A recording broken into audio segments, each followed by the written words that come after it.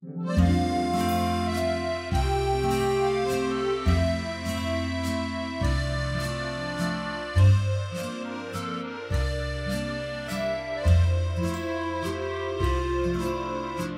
mes amis, c'est Pavel et le projet Mind Cash. Vous êtes sur la chaîne qui est consacrée aux investissements et au trading. Je pensais d'annuler ce café de dimanche parce que malheureusement cette semaine c'était très difficile. J'ai eu beaucoup de déplacements, j'étais super fatigué.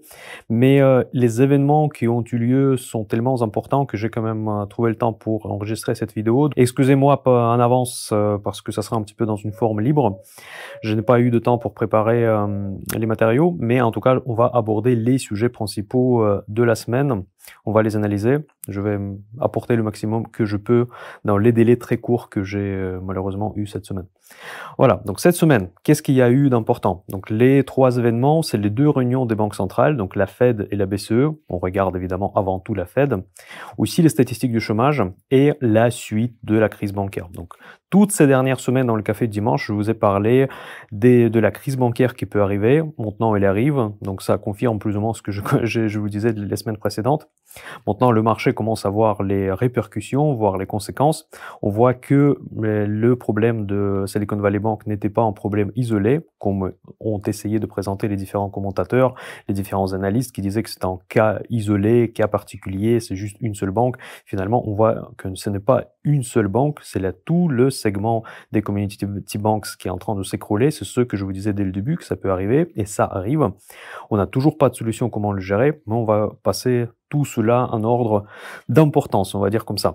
Et aussi d'ailleurs les statistiques du chômage qui ont été publiées le vendredi, qui sont ressortis beaucoup mieux que prévu, qui met encore plus d'incertitude dans cette équation difficile financière que nous vivons cette année 2023.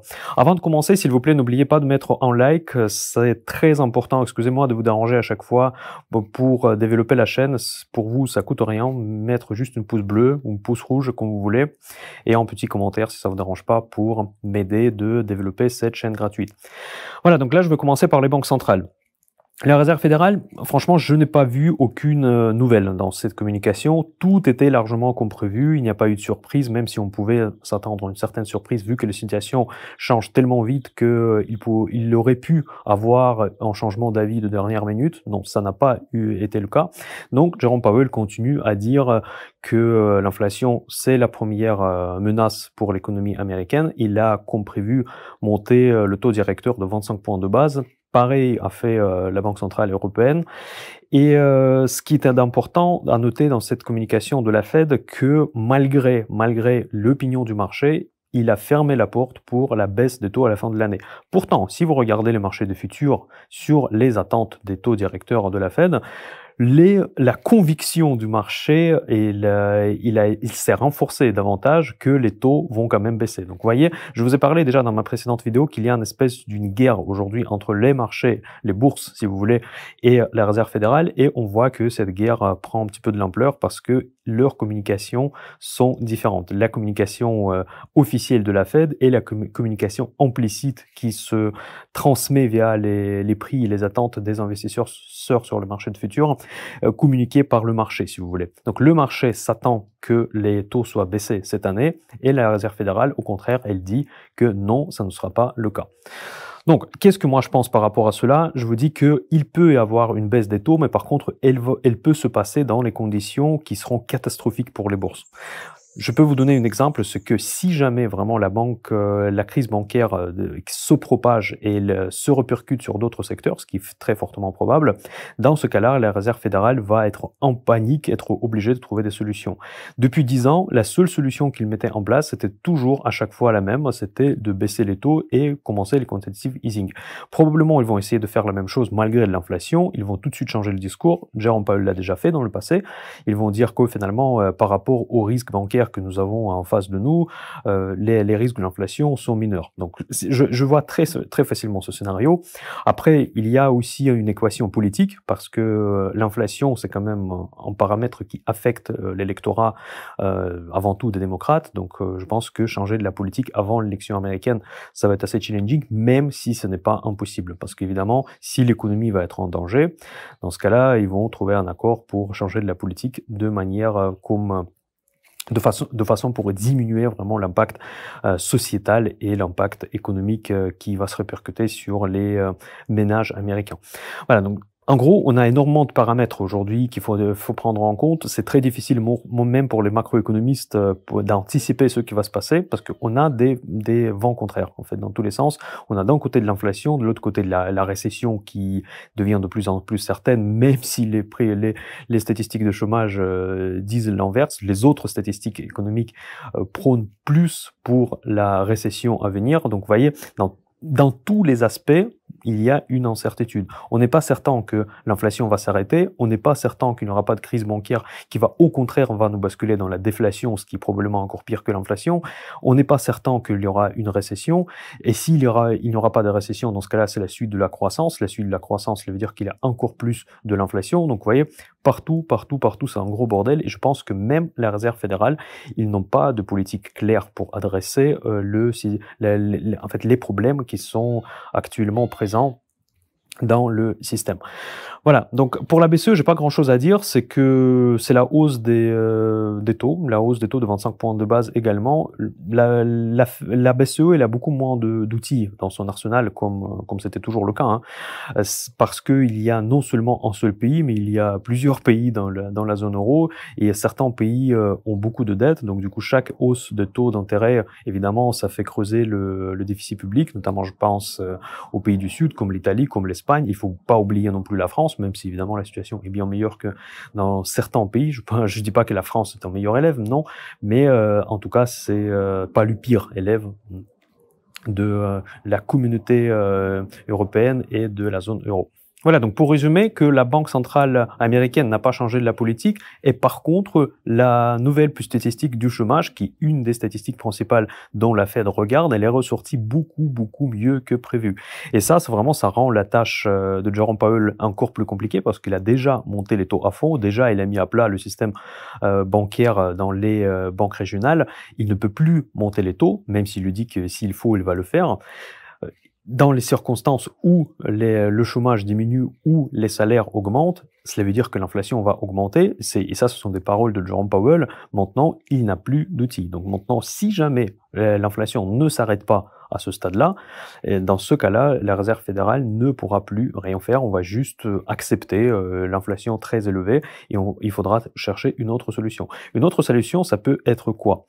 Ça peut être la suite de la séquence des faillites bancaires, parce que si jamais il y a une crise dans le système bancaire, là je vous renvoie dans ma précédente vidéo où je vais expliquer la nature de l'inflation et la nature de la création de la monnaie, de la nouvelle monnaie dans le système. Je vous ai expliqué que c'est pas exactement les QI en direct qui créent de la masse monétaire, mais c'est surtout les banques commerciales qui créent le nouveau argent dans le système, la nouvelle monnaie, si vous voulez. Et donc, si jamais, on peut pas partir du principe que si le système des banques régionales s'écroule, ce qui est déjà un événement majeur, effectivement, ça peut, en tout cas à court terme, moyen terme, permettre de gérer le problème de l'inflation. Parce que la crise bancaire, c'est un événement extrêmement déflationniste. Donc, je serais même pas étonné, et là, notez bien cette phrase pour l'avenir, que je serais pas étonné de voir à la fin de cette année un scénario où le monde économique va plonger dans la déflation. Aujourd'hui, ça peut paraître absurde, mais si vous vous souvenez bien, il y a 2 ans, il était absurde de parler de l'inflation, des chiffres d'inflation qu'on voit aujourd'hui. Aujourd'hui, je trouve que le monde change tellement vite, et les cycles économiques qui avant prenaient plusieurs années, ils peuvent se dérouler en quelques mois, voire en quelques semaines. Donc le monde s'est accéléré, il s'est accéléré énormément, et donc vers la fin d'année, voir la déflation, ce n'est pas quelque chose qui pourrait m'étonner, à condition que le système bancaire commence à s'écrouler, et ça commence à se propager sur les autres banques plus importantes. Et là, nous arrivons naturellement au problème des banques. Cette semaine, il y a eu encore 2 nouvelles banques qui se sont retrouvées en difficulté. Les banques régionales, comme d'habitude, les actions de ces banques se sont écroulées, se sont effondrées littéralement en bourse. Et le vendredi, c'était la grande journée de rebond de ces banques. Mais ce qui est important de noter, que les banques se tiennent sur la confiance. Donc, la banque et la confiance, c'est le cœur de leur business model.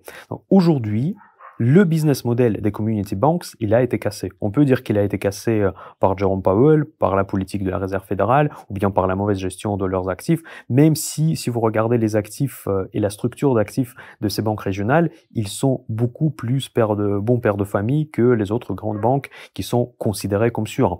Parce que c'est vrai qu'ils investissaient principalement dans les obligations d'État, et les raisons de la faillite de la Silicon Valley Bank, je vous ai déjà expliqué dans une de mes précédentes vidéos de Café de Dimanche il y a 3 semaines.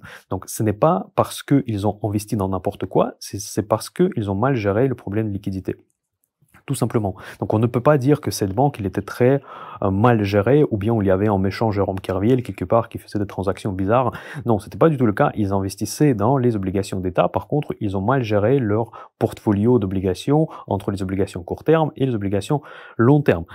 Ça ne devrait pas normalement être une situation dramatique. Certes, c'est une erreur de gestion de risque, mais de risque de liquidité dans ce cas-là, mais ce n'est pas la fin du monde. Dans les conditions normales. Mais nous ne sommes pas dans les conditions normales. Nous sommes dans les conditions où les taux ne cessent pas de monter, et beaucoup visiblement des banques régionales ont été dans ce cas-là. Et maintenant, la confiance entre les clients des banques régionales, qui sont des citoyens, qui sont des entreprises locales, il est rompu. Maintenant, qui va apporter leur argent, leurs économies dans ces banques? Imaginez vous-même. Par exemple, vous habitez aux États-Unis, et vous avez votre compte avec toute votre économie, avec votre retraite, éventuellement plan d'épargne de je sais pas quoi, dans cette banque. Par exemple, dans First Republic Bank ou dans la banque dont les actions ont chuté cette semaine. Qu'est-ce que vous allez faire? Forcément, vous allez récupérer cet argent et mettre n'importe où ailleurs, même sous le matelas chez vous. Vous allez préférer que laisser dans cette banque. Donc, ça veut dire que le rebond que nous avons vu le vendredi, c'est purement le rebond spéculatif, tout simplement, parce que le système, le business model ne peut plus fonctionner comme avant. Même si cette banque elle est sauvée, même si tout ce que vous voulez peut se passer avec ces banques, il n'y a plus de confiance. Les clients de ces banques ne font plus confiance à leurs banques. Donc, ça veut dire qu'ils vont récupérer cet argent et le mettre ailleurs. Après, il y a d'autres mesures qui peuvent être mises en place, par exemple, je sais pas, interdiction de retirer de l'argent, mais ça, c'est déjà, vous voyez, on rentre déjà dans le mode crise. Et ce qui a été assez intéressant, c'est que j'ai vu une nouvelle passer, pour l'instant ce sont des rumeurs, que les régulateurs se préparent à l'interdiction de short selling sur les valeurs bancaires. Ça me rappelle énormément la crise 2008-2009, mes amis, parce que je me souviens, d'abord c'est le Bear Stearns qui a coulé, on a dit que c'était un cas isolé. Ensuite, les agences hypothécaires Freddie Mac, Fannie Mae ont dû être sauvées par l'État américain.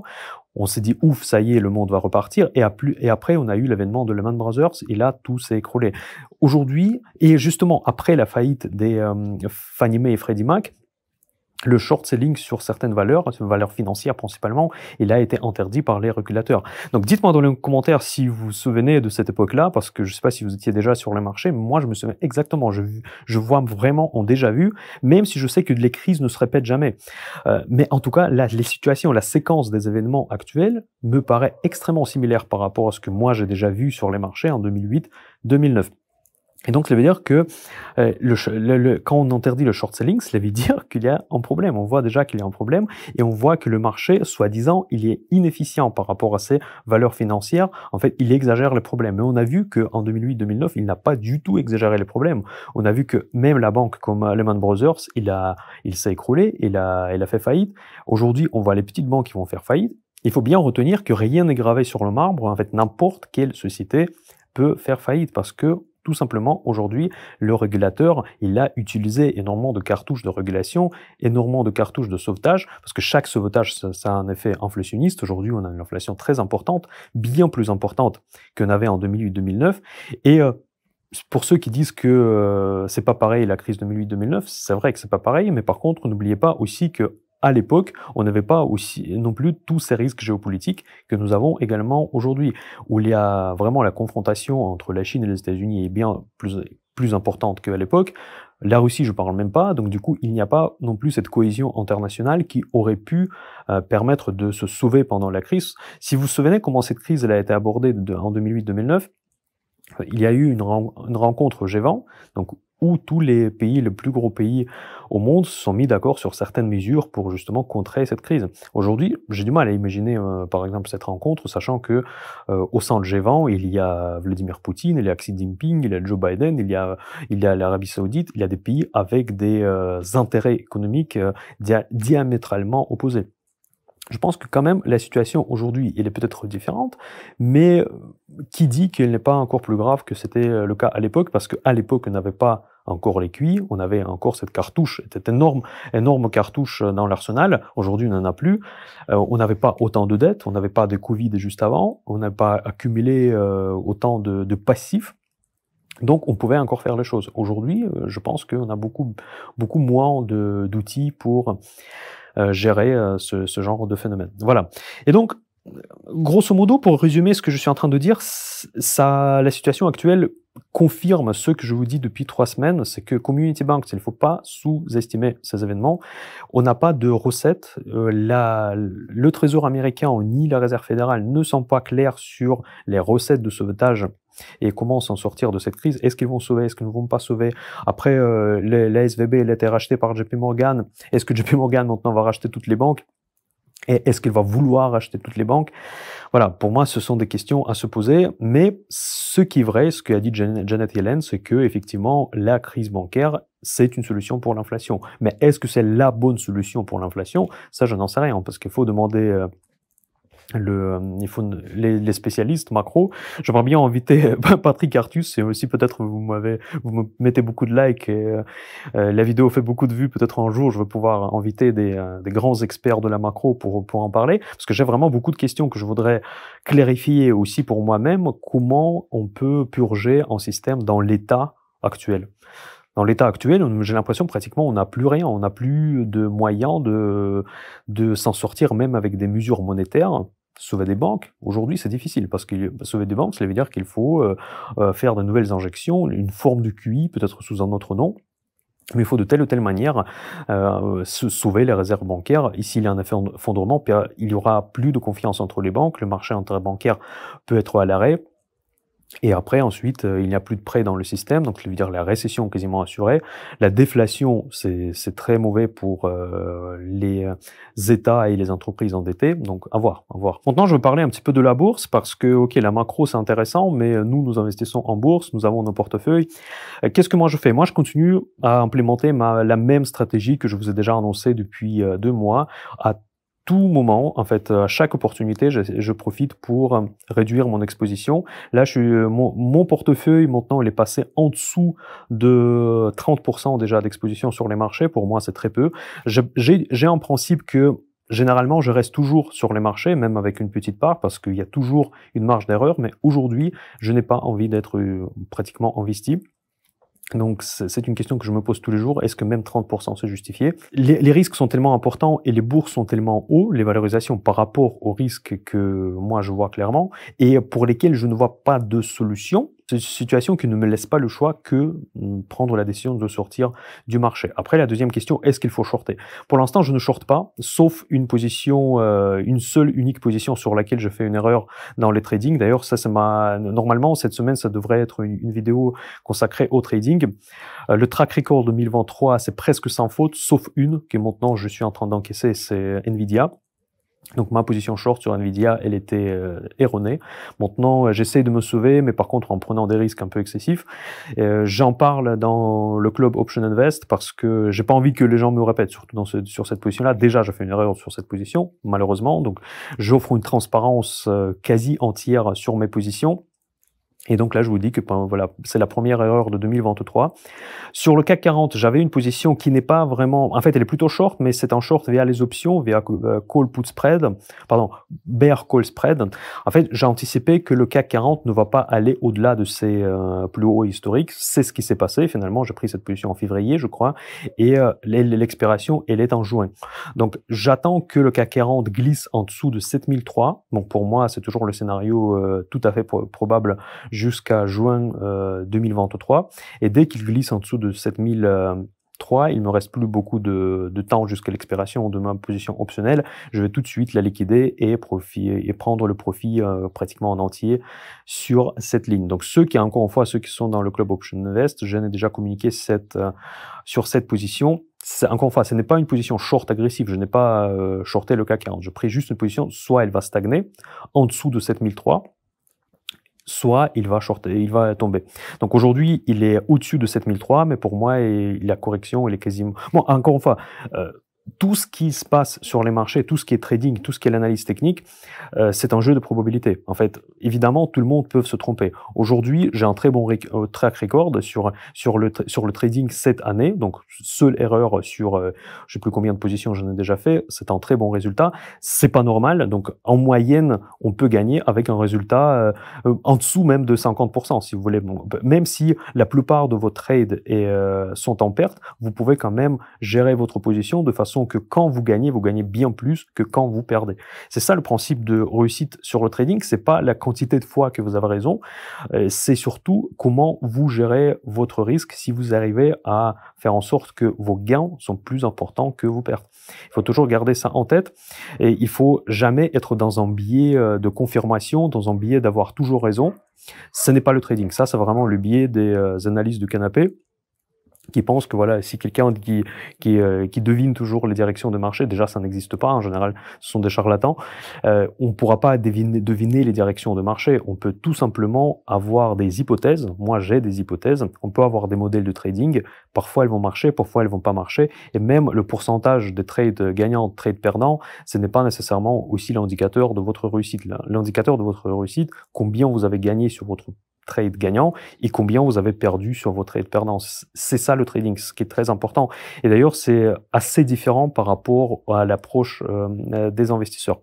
Voilà, donc pour moi, pour l'instant, il y a une seule erreur, que le CAC 40 jusqu'à mois de juin, on va voir. S'il glisse en dessous de 7003, je suis prêt de vendre assez rapidement parce que mes options vont perdre de la valeur très vite. Vu que j'ai vendu les options, pour moi, c'est une bonne chose. On verra. C'est ça mes positions. Pour l'instant, je n'ai pas de short agressif sur les marchés. Je suis en train de me retirer des investissements. Je n'ai pas de short tout simplement parce que paradoxalement, malgré tous les problèmes que je viens de vous décrire, les marchés techniquement n'ont pas encore donné du signal de vente. Aujourd'hui, sur S&P 500 que je suis avant tout, il n'est pas haussier, il stagne, en fait, il est sideways, comme il dit, mais il n'y a pas de signal de vente. Je ne sais pas pourquoi les marchés je peux pas dire qu'ils sont optimistes, mais ils ne sont pas pessimistes. Je ne vois pas pourquoi ils pensent que comment les choses vont s'améliorer.